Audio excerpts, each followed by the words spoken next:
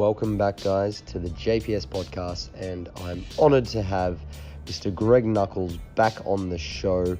And many of you will be familiar with Greg's work. He is simply amazing, and this episode will highlight just how freaking intelligent Greg is, and his photographic memory of the research is something truly admirable. And in this episode, we discuss the updates to Greg's strength and physique meta-analysis, a new concept in measuring fatigue, the effort index. We talk about load, variation, and fiber type specific training, as well as why people are more than ever finding science to be very appealing, and how Greg plans on continuing his communication of the science. So I hope you guys enjoy this episode, and without further ado, I present Greg Nuckols. All right. Welcome back, guys, to the JPS podcast, and I'm very honored to have Mr. Greg Nuckols back on the show. He's showing us his lat spread there. He lifts, he also does science, and he's a leading expert, in my opinion, in the fitness industry on all things strength training. So today we're going to be talking about the current movements in science and some of the latest research Greg has been reading and disseminating through both Mass and his website Stronger by Science. And if you guys aren't subscribed to Mass, I'll put a link in the description box below so that you don't miss out on staying up to date with all the latest findings related to training, nutrition, physique and strength. And I'll link Greg's website also, which I highly recommend you guys check out. So, welcome, Greg. Yeah, thanks for having me. Is this just audio or audio and video? This is video, bro, so I can see your lat spread, and the audience will have seen your lat spread. Man, now I'm self-conscious.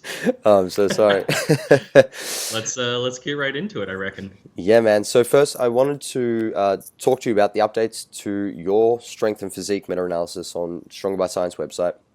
So for the listeners who may not have read the article or may not even know which papers were added, because you recently added 10 papers to this meta-analysis, what are some of the important updates, if any, and has there been a shift in the weight of the evidence in a specific area of research? Probably the coolest of the ones that I added, there was a meta-analysis looking at factors affecting strength gains in youth and adolescent women, finding that both young girls and teenage girls are still capable of gaining strength in response to resistance training. I feel like that's probably not something that's going to be very surprising to your audience, but like a lot of scientists still kind of don't think that kids gain strength in response to training. Like that's something that you'll still see in position stands from time to time. That one was probably less cool from like a practical standpoint, because I feel like most listeners to this podcast will already be well aware of that, but just kind of neat academically speaking. And then there was another one looking at strength gains with eccentric overload training, specifically supramaximal eccentrics. And that meta-analysis found that supramaximal eccentrics don't seem to, on average, significantly increase strength gains beyond just kind of typical training. But a caveat to that is that there were, like most of the studies used knee extensions or leg press. The one study included in that meta-analysis that included squats did find that there was a benefit to supramaximal eccentrics. So I think that that's kind of an area of research where I would want to wait to see more like highly relevant evidence before coming to a strong conclusion. Man, I honestly don't remember. Like when I'm updating that list, I just kind of, it's not the most exciting work in the world. So I just kind of put on some tunes and tune out and do my thing. So I'm pretty sure those were the two most interesting papers that I added this month, but there may have been something else. I reserve the right to be wrong. No, awesome. I'll link that in the description box so listeners can have a read over that. But moving on to something a little more interesting that you reviewed recently in Mass was the effort index, which is a Hmm. new metric for training, aims to predict both acute neuromuscular fatigue and post-workout elevations in blood lactate. And it was shown to be pretty accurate in predicting two different proxies for fatigue, which is quite interesting. So I guess, for listeners who aren't subscribed to Mass and have no idea what I'm talking about, can you give a rundown of what the effort index is and its application in training and potential limitations? Yeah, so what effort index is it's a calculation based on two things. Um, One is like highest velocity, like mean concentric velocity during a set of an exercise.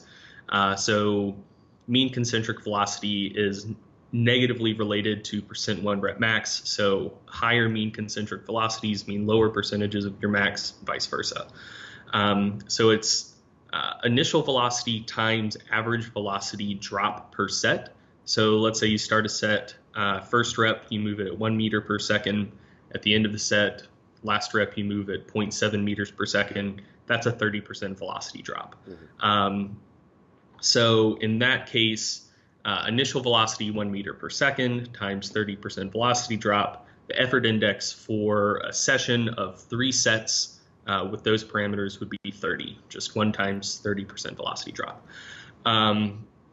And so what that paper did is it took people, had them do squat, like one group of people did squat, one group of people did bench press. They did 16 different workouts with each lift using different permutations of initial velocity and percentage velocity drop per set, which would give them different effort indexes. And they basically wanted to see how well that effort index calculation could predict two things, one of which was a measure of acute neuromuscular fatigue, which was basically before they did their first set of an exercise, they would just find a load that they could move at 1 meter per second. They'd find that load, and then immediately after their last set, they'd reload that load and see how fast they can move it again. So if you can move it, 1 meter per second before you start training, and then 0.8 meters per second at the end, that would be a velocity drop of 20%. That was their indicator of acute neuromuscular fatigue. And then the other thing they looked at was just post-exercise elevations in blood lactate as their proxy for metabolic fatigue. And they found that for both squat and bench press, effort index could predict acute neuromuscular fatigue and post-exercise elevations in blood lactate astoundingly well. So we're talking correlation coefficients of like anywhere between 0.92 and 0.96 Wow. for all measures for both exercises, which is ridiculous. Those are almost perfect correlations, and you rarely see correlations that strong in like exercise science, sports science, unless it's like something where there's like a very, very logical, just one-to-one connection. So for example, like work rate and VO2 has a very, very strong linear relationship like that. But for a measure of fatigue that incorporates both initial velocity and velocity drop, so that's a proxy of both volume and intensity, to predict both neuromuscular fatigue and metabolic fatigue for two different exercises with that level of accuracy is very, very uncommon and very, very cool.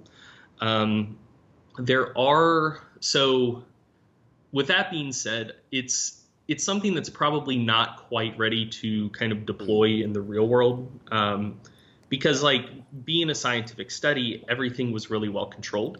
They were using the same load for every set. Rest periods between sets were standardized. They were only doing 3 sets. So if you start messing with those variables, like if you do 5 sets instead of 3 sets, or if you use different loads for each set, or if you're resting, I think they rested 4 minutes between sets in that paper, but like if you rested an amount different than 4 minutes or just had variable rest between sets, I'm sure the correlations wouldn't be nearly as strong. So it's an area where follow-up work is needed to kind of see if they can generalize that formula to tack on a few extra variables without hopefully losing much or any predictive accuracy. But I think it's definitely a really, really cool first step that I'm personally quite excited about. Yeah, and I guess for coaches or athletes out there, do you see this potentially being something that does come to surface in the real world, in practice, or is it more so something that's going to be used purely in scientific research? I mean, I definitely see it being useful in research. The current version of it, I don't think would have all that much utility in the real world yet.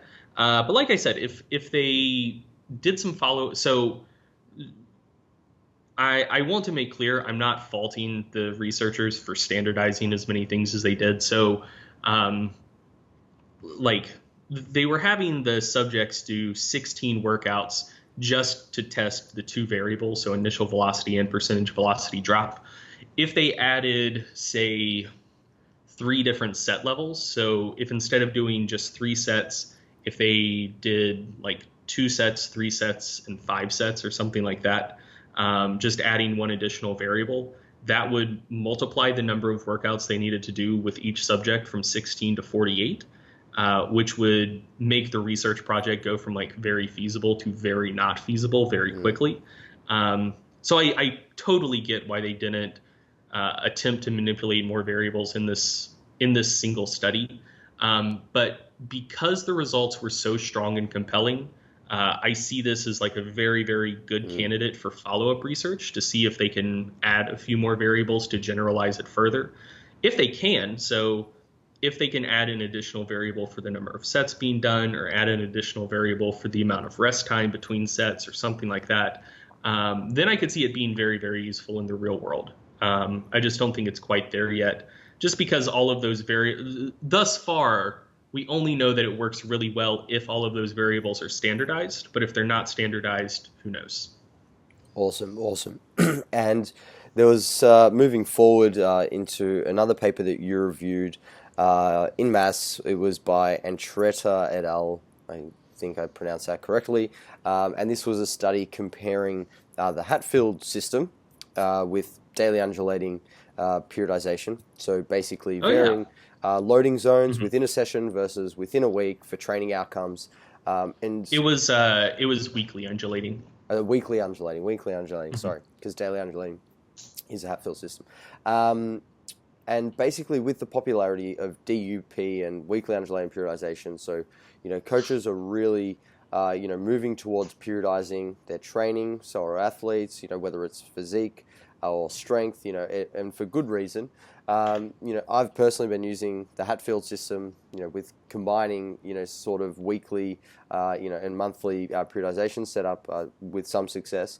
I thought, whilst nothing exciting really about this paper, non-periodized versus periodized, as long as volume loads and things are matched, we're going to get similar outcomes. But I thought it'd be useful to discuss this kind of study and training design and how it, has implications for coaches, when setting up a program, and whether or not your hunch would be that, having a Hatfield type setup would lead to similar outcomes over longer durations. Yeah, so the paper you're talking about, I thought it was a really cool paper, and I think it was a really important paper. I didn't see many people talking about it, probably just because it wasn't published in a very high impact journal. And so probably not that many people read it in the first place, and if they did, they probably were like, oh, this isn't a good paper because it's not published in a high impact journal, which that's another discussion for another day, but impact factor is just a complete load of shit. but whatever. That's another rant for another day. But yeah, so I didn't see a ton of people talk about this paper, but it was pretty important because if you look at the research comparing periodized and non-periodized training, the bulk of it tends to find that periodized training produces larger strength gains than non-periodized, but there doesn't seem to be really much, if any, hypertrophy differences. The strength findings summarized in a recent meta-analysis by Williams et al., the hypertrophy findings summarized in a systematic review and a meta-analysis by Gurgic et al. Pretty recently. So yeah, they tend to find that not really any hypertrophy differences, but periodized training does seem to be better for strength gains. The issue with that conclusion is that, in my opinion, the bulk of the research to this point hasn't standardized all of the variables they should have standardized. So a typical periodized versus non-periodized paper, the way it'll be set up is the non-periodized group trains with the same load, same reps, same sets. Well, not same load, but same relative load. So, what they typically use is just 3 sets at a 10 rep max load or 4 sets at a 10 rep max load or something like that. Versus the periodized group, whether it's undulating or linear, typically they're going to have loads ranging from 60, 70% of 1 rep max up to 85, 90% of 1 rep max. And average volume and average intensity wind up being the same between the two groups, but peak intensity ends up being higher in the periodized group. So people look at the paper and they're like, oh, average volume, average intensity were the same, so this is a fair comparison. I would argue not really, because so for example, let's say you have, and this is just like purely theoretical, but let's say you were doing a study where one group trained at 50% of 1 rep max all the time, and the other group trained at, say, 30% 1 rep max 2/3 of the time, and 90% 1/3 of the time. Those two setups would be roughly normalized for average intensity. But obviously, one group is training heavy 1/3 of the time, and the other group is never training heavy. They're only training with 50% of their max. So that illustrates why just comparing average intensity probably isn't enough.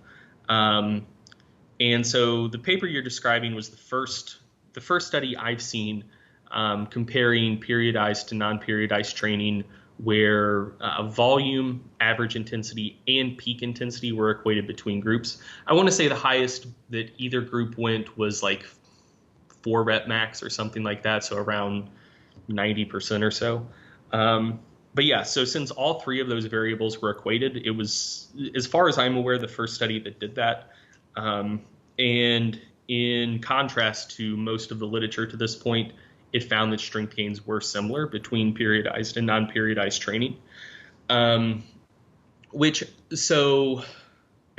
was a pretty short paper. It was either 6 or 8 weeks, if memory serves. So then the question obviously is do I think that would work long term?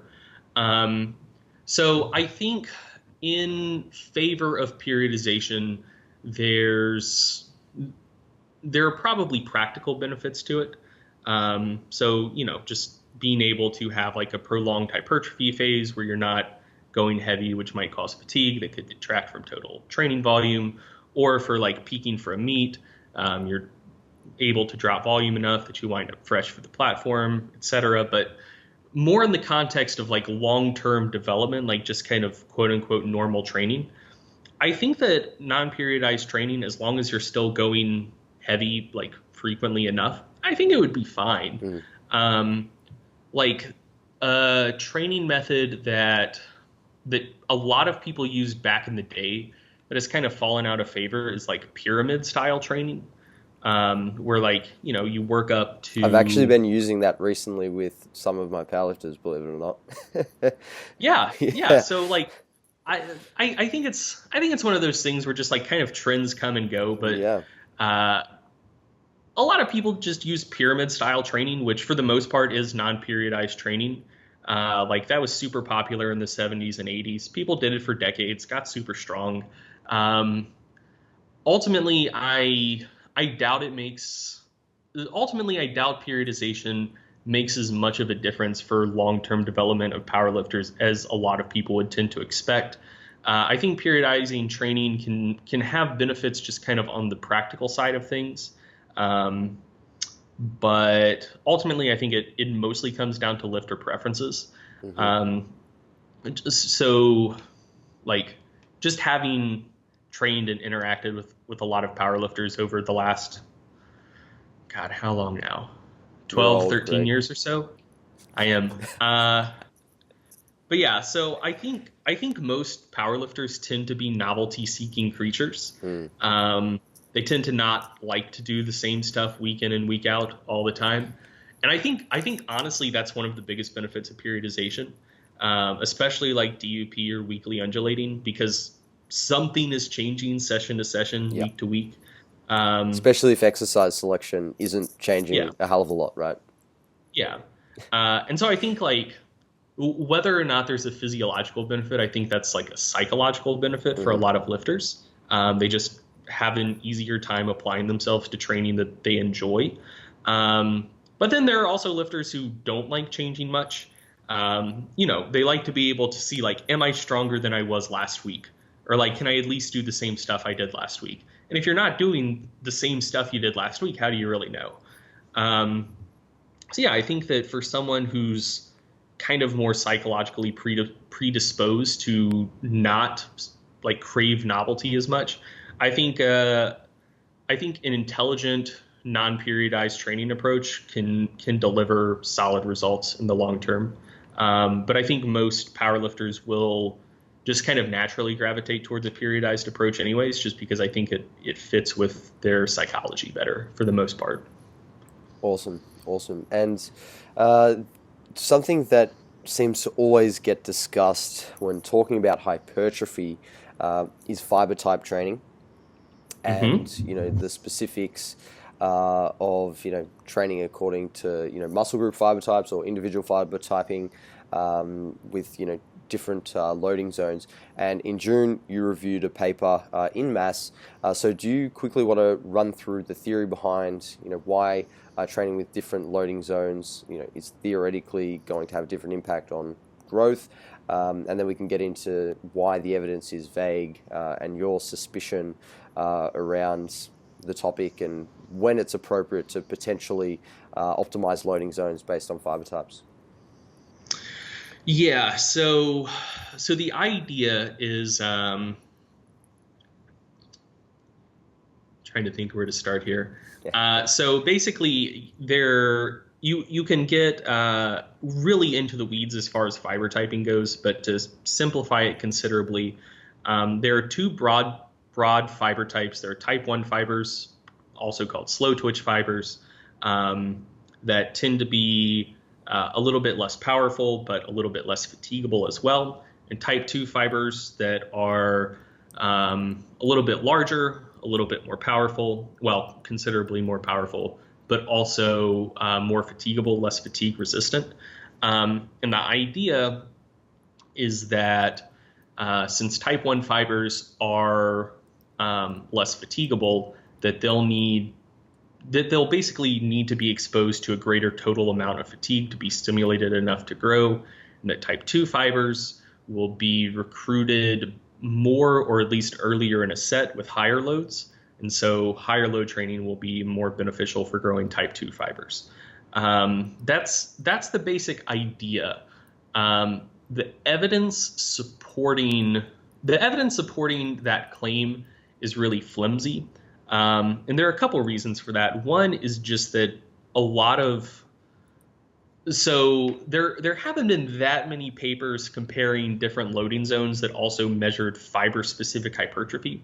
Most papers that compare different loading zones and their effects on hypertrophy use some measure of whole muscle hypertrophy, either muscle thickness or cross-sectional area or something like that. To measure fiber type hypertrophy, you need to actually take a muscle biopsy pre and post training. And so it's a lot more invasive. IRBs tend to not like it.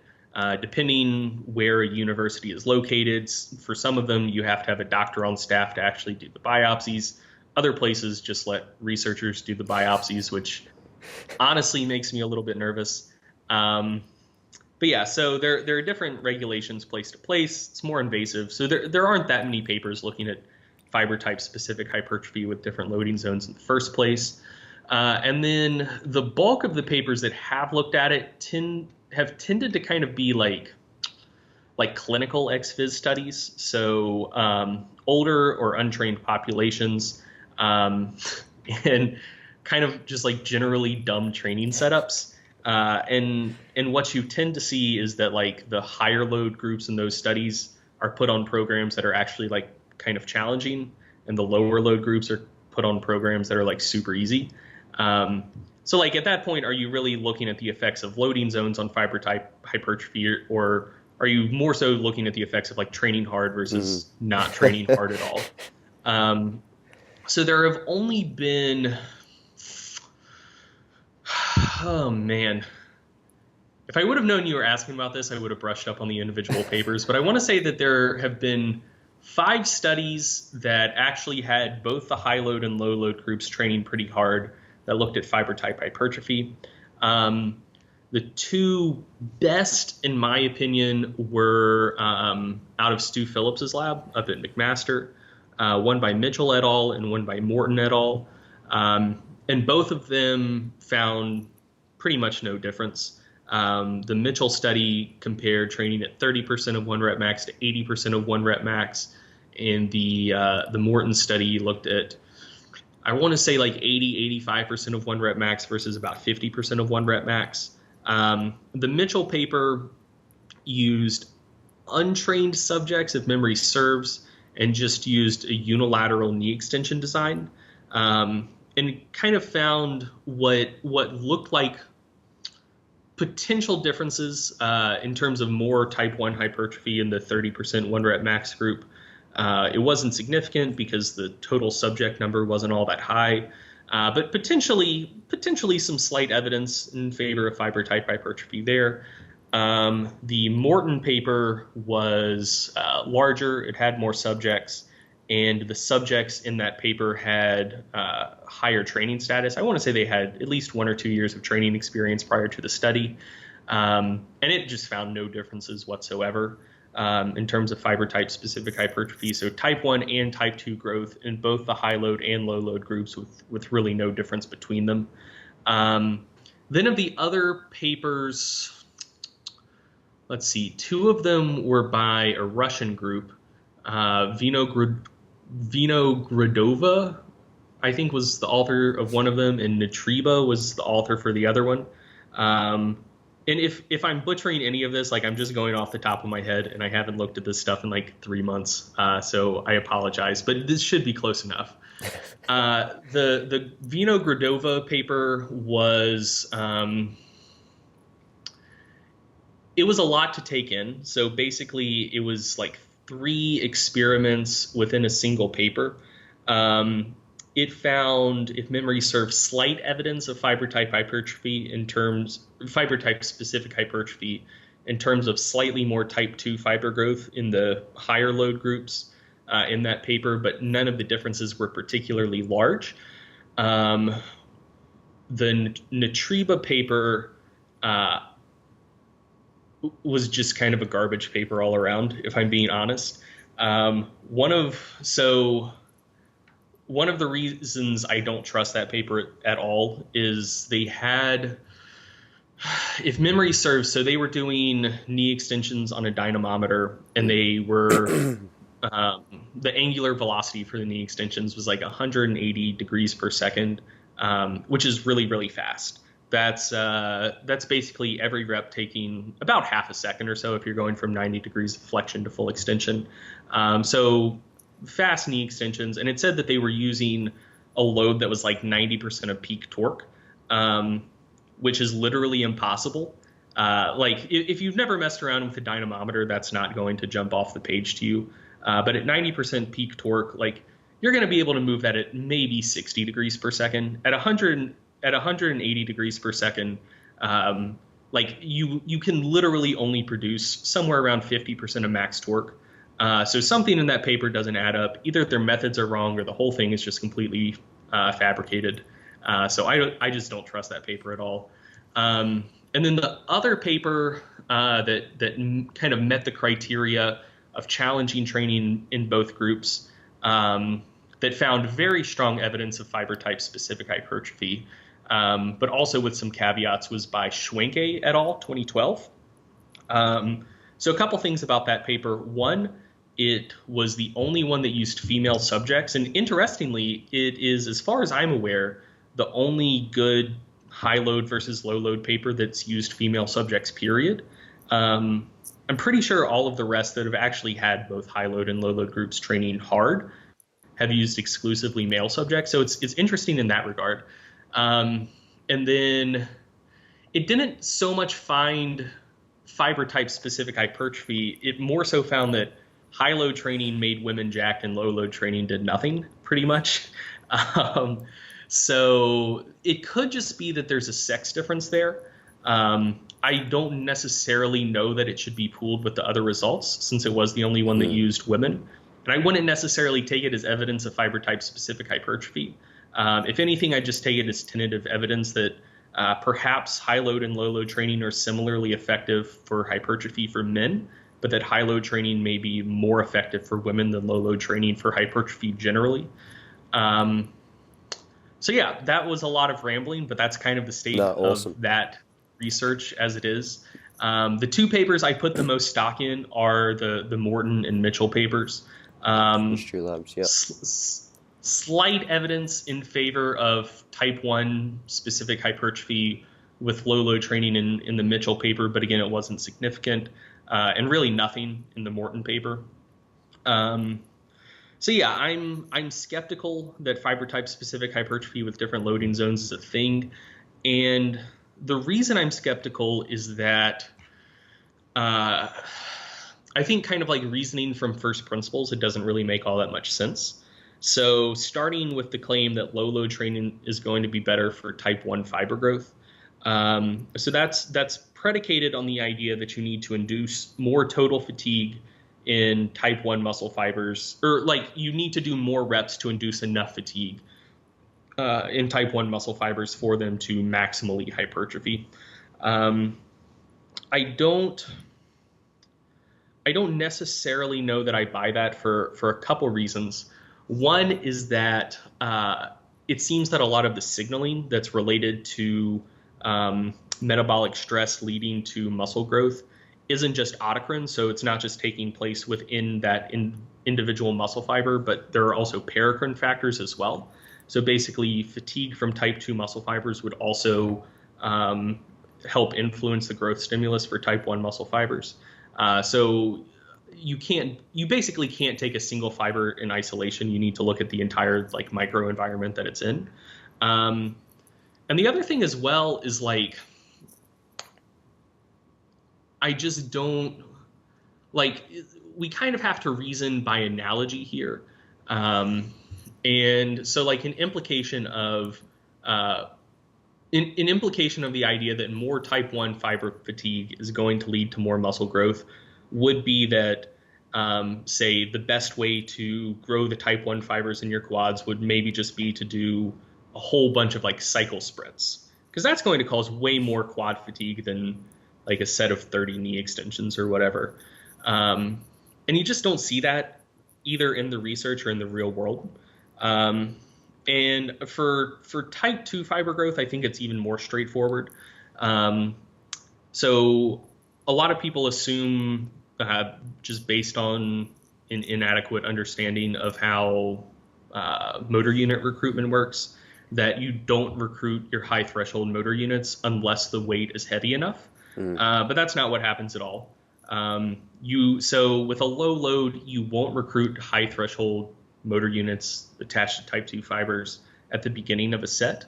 But as you start to fatigue, the activation thresholds decrease and type 1 fibers start fatiguing. And so basically more motor units need to be tapped in. And so you do end up still recruiting either all or basically all of your motor units by the time you reach fatigue with a low load anyways.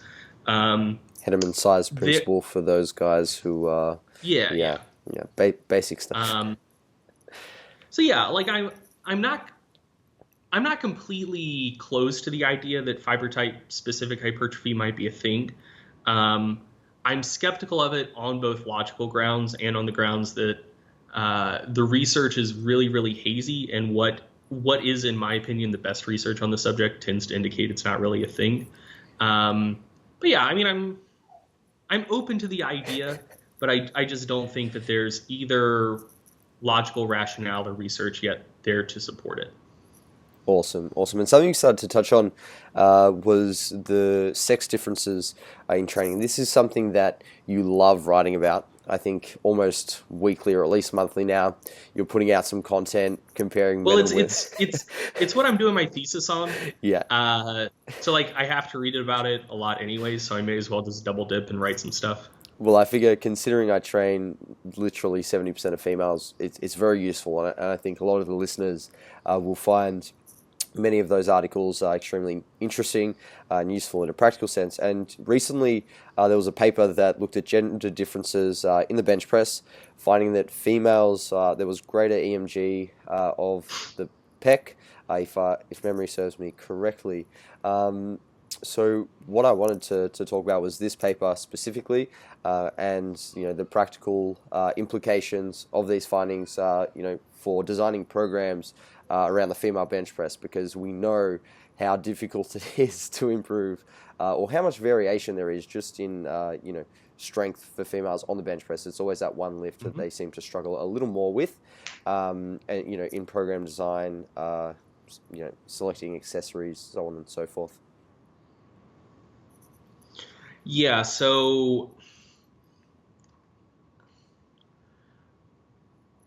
I don't really know how much stock to put in that paper. So the paper you're referring to,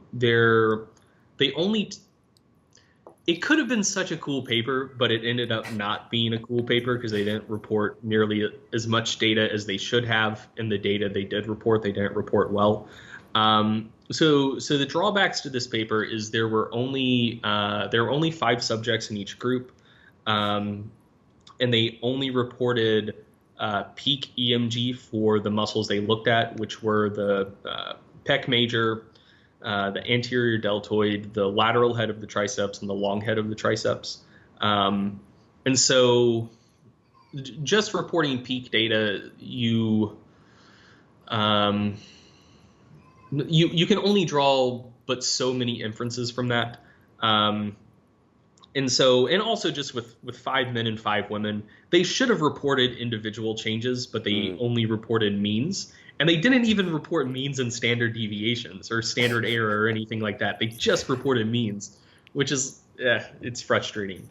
So the thing is, if you just look at the point differences between men and women, they looked at loads going up from, I want to say 55% of 1 rep max all the way up to 1 rep max. And they basically found that there was a larger difference in pec activation for the women between 55% and 1 rep max loads. So women, their pec EMG increased more between those 2 points than men did. And for men, it was actually pretty flat between 85% of 1 rep max and 1 rep max. Like their pec EMG increased up to about 85% and then didn't increase further with 1 rep max loads. And on the flip side, the long head of the triceps increased quite substantially between 55% loads and 1 rep max loads for men, increased for women, but not nearly to the same degree.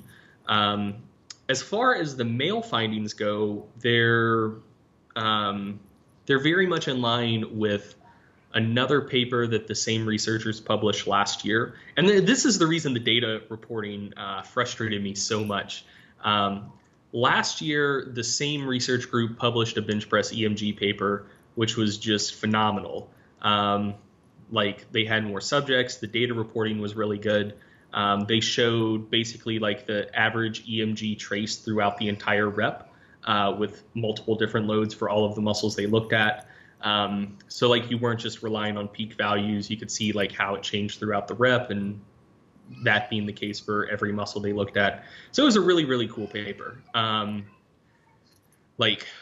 One of probably the two best like biomechanics, neurophys bench press papers I've seen. And then they come out with this one this year, which is just terrible. And so that's why it bugged me so much, because I know they can do it. Can do good work. But yeah, so the reason it frustrates me they didn't report individual data, or at least standard deviations, is like, so with only 5 subjects, if we saw like the 5 data points, clustered together pretty well, even though we wouldn't necessarily be able to draw sweeping conclusions from a small paper, we could at least be a little bit more confident in the conclusion that, like, hey, maybe women do progressively rely on their pecs more as weight goes up.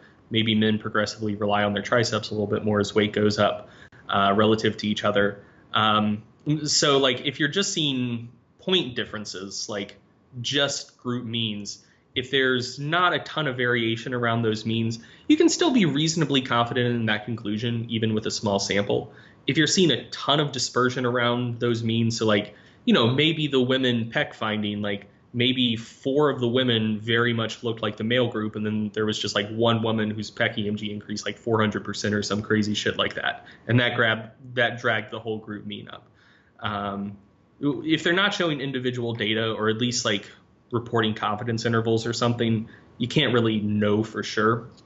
So yeah, like the results of that paper and any takeaways need to be like super, super tentative. But they kind of match what I've seen in the real world, which is that for male benchers, I think a lot of like obviously the best way to get a bigger bench is just all of the muscles involved in the bench, get them all stronger, and things are great. But I have seen kind of a disproportionate amount of male benchers with like big pecs, but also just stupid big triceps. One of the first meets I ever went to, it was 100% Raw Nationals, somewhere in Virginia, like way back in the day, like 2008, 2009 maybe. And so like, I'm this fresh-faced kid. I think I'm like 15 at the time. And there was this guy at that meet. His name was Rock Lewis, not a nickname, actual name. That's brilliant. And he benched 600 at 242, which may still be the world record, but it at least was at the time. And it was, the crazier thing about it is like he self-unracked and he opened 560. And so 560, like he just unracks straight down speed rep, like ridiculous. Goes 580 on his second, looks exactly the same. Goes 600 on his third, like slight slowdown on the way up, but also like pretty smooth. And I'm like sitting in the front row just bugging out because like, I'm a kid. I've never seen this shit before. But anyway, like just his triceps just hung off of his arm like a sirloin steak. Like they were enormous. Other crazy male benchers like Jeremy Hoenstra, for example, also has absurdly big triceps. Also takes like a reasonably narrow grip on the bench. I think that's due to past pec issues. But yeah, so I mean, like obviously there are pec and tricep dominant, both male and female benchers who are very successful. I just based on my observations, like looking at really, really good male benchers and really, really good female benchers, the really good female benchers do seem to kind of be disproportionately pec dominant benchers, whereas for the men you kind of see a mixture of the two. So even though this was a pretty weak study, it kind of does comport pretty well with what I've seen in the real world. In terms of what you would do about it, again, this is based more on just like personal observations than anything else. I have noticed that if you give men and women similar like arm accessories, the men tend to respond a lot better, both in like a relative and absolute sense. Absolute sense, obviously, but also a better, like they tend to respond better relatively. Whereas women tend to respond in a relatively similar way to like pec accessory exercises. Um, like if and again, this is just like one data point, but like if me and my wife went out to our garage to lift some weights and we were doing like just a straight bodybuilder, like pec and arms workout, like I'm going to use like 3 times as much weight as her for tricep exercises, and like not even twice as much weight for pec exercises. Even though like I outbench her way more than twofold. So yeah, like, and I'm not saying that like generalizes to all people, but also just with male and female clients that I've trained over the years, I have noticed that women tend to respond better to pec accessory work than tricep accessory work. So maybe there's something there. Maybe that could guide your programming, or maybe it's just a small bias sample and you should completely ignore that. No, fantastic, fantastic. I hope your wife listens to this and hears. She won't. She won't. No. No, but I think that's really useful. She hears me ramble about lifting enough as is. No, I think it's really useful. Observation is important. Just as much as the research.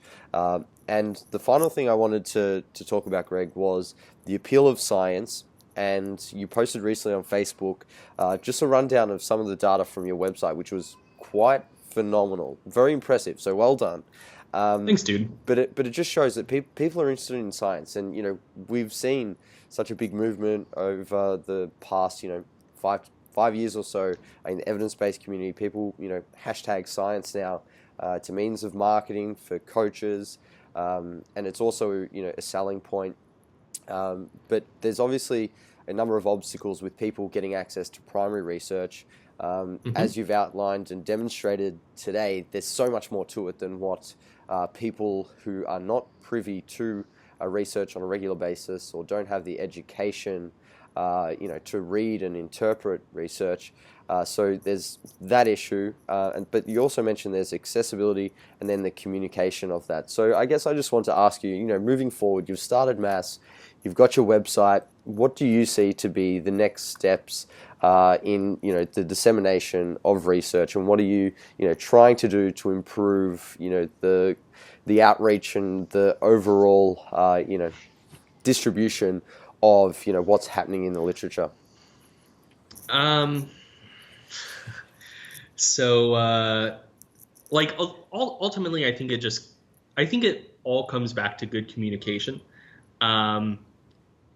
For the listeners, if you've gotten this far in the podcast, you'll probably notice that there is a reason why I primarily write instead of podcast or make videos. I think I'm quite a good communicator in words on a page, but I'm not nearly as good of a speaker. Like I recognize that about myself. I thought you did pretty well, man. Yeah. So I think ultimately to get any message out there, it comes down to a few things. But I think a couple of the biggest are communication skills and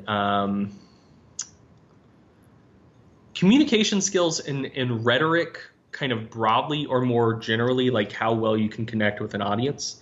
And I think a lot of people who try to communicate science to the masses, I think they make a couple mistakes. One, I think a lot of times they don't make a convincing case for why people should care about science before they attempt to tell people about science.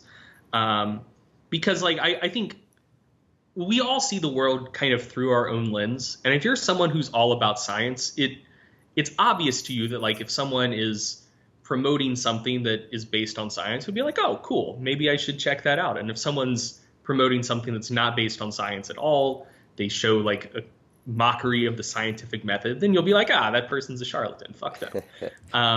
And so like we in this like little evidence-based sphere, that's kind of just how we're wired. And people tend to kind of make the assumption that other people are wired the same way they are.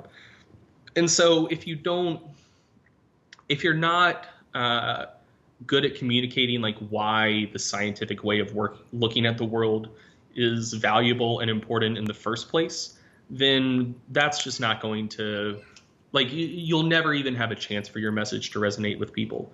It's like, one, I think you need to be good at pitching the value of science in the first place.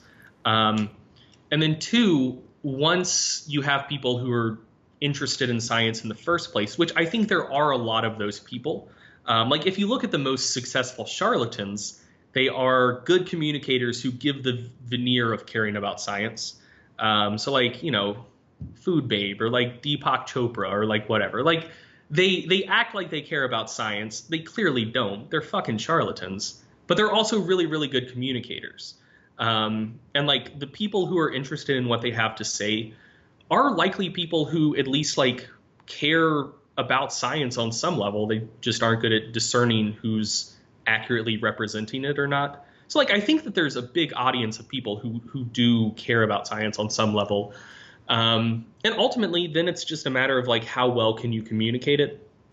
And I think that communicating science correctly is always harder than communicating it poorly, like the way that a Deepak Chopra or a Food Babe would, because, science relies on detail and nuance, which can make it hard to weave a compelling story and a good narrative. So I think that puts kind of like quote unquote true evidence-based people at a bit of a disadvantage to start with, but kind of within the ethical confines of representing evidence well, there's still plenty of room to either communicate that evidence well or poorly. And I think that a lot of people are focused a lot on the science and not at all on the communication. And they just assume that if what they're saying is true, it should resonate with people, but it has to be both true and communicated well and effectively. And I think that that's one of the reasons my website has done well. You can go back to the very back of my archives and read some of the stuff that I was writing in like 2012, 2013. It was fucking terrible. Like it was just god awful. But my wife is, she does a bunch of stuff now, but her training is in copy editing. Which is partially just grammar, punctuation, proper mechanics of the English language, but is also just like editing, writing for good style. And so I was like, hey, Lindsay, I'm not a great writer. Can you make me not suck? And so through, lots of practice and years of hard work, like I don't think I'm Mark Twain or anything like that, but like I think that I've through like hard work and effort and a lot of very patient feedback from my wife, I think I've gotten to be a fairly effective writer. Definitely. And so like I think that the success of my website is based on a few things. Like I think part of it is just that like I don't write because I feel like I have to. I think a lot of people who kind of try to start on the content side of things are like, okay, need to put out 5 videos a week, or like I need to write a new article every week. And there's ultimately just not that much to say. And so you end up either putting out kind of low quality content or just kind of saying the same thing everyone else is, which isn't necessarily bad.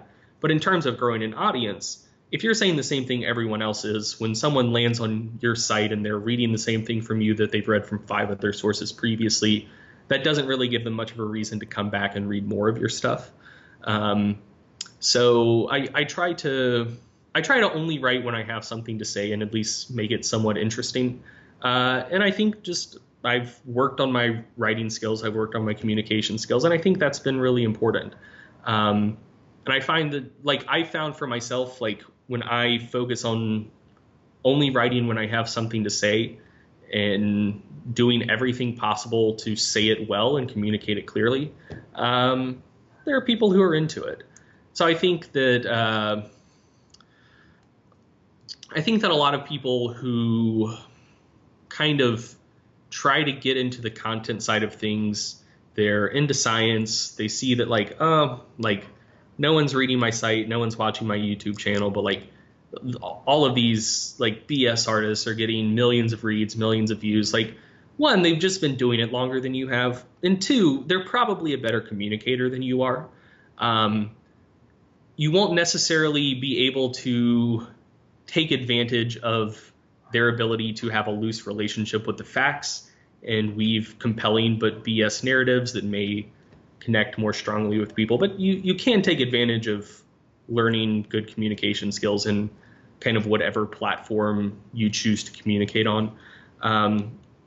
So anyways, where I see all of this going in the future. Sorry for that huge aside. Like I said, no, that was brilliant. I think that's really useful for coaches out there who are, into evidence-based practice, want to, put out good quality information that gets heard and, build an audience. I think that was perfect, man. So no need to apologize.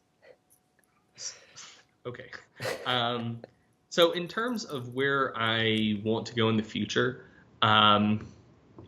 one thing that I recognize is that there is probably a total larger audience for visual media than there is for written media, which bums me out. Like, I don't watch videos of anything. I prefer to read, but like, I mean, you can get a decent idea of site traffic for like big evidence-based fitness websites, like using Alexa scores or whatever.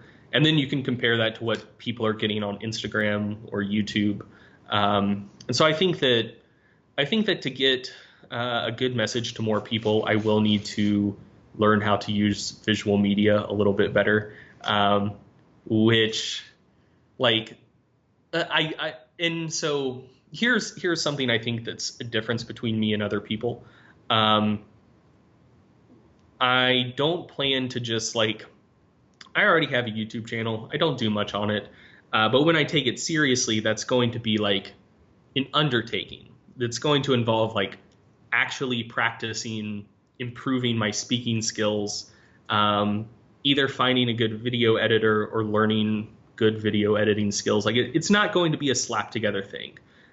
Because like, if I'm using that platform to communicate, like I occasionally do just like Q&A videos, and those are still going to be like super low key. But in terms of like actually putting time and effort into it, I'm going to care about like, what is the quality of the presentation? Am I communicating well?